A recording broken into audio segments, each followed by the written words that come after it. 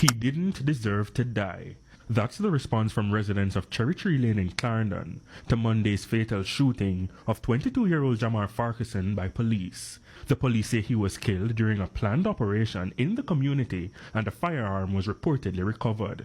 His family says that is false. I am his cousin and I can swear for him. He works every single day. It happened about after 3. He came home. His father dropped him off at home about 2:30, something like that. We heard the gunshots. She said he was home alone. Camera is in the house, so he saw when the police at the gate, and he was in the house, as we say, camera in the house, and he come downstairs and he come up in the gate, and the police them come and them say, what up here, and them search him and find nothing on him. Police say they went to execute a search warrant on a house occupied by Mr. Farquharson, but during the process, he pointed a weapon at them and was shot.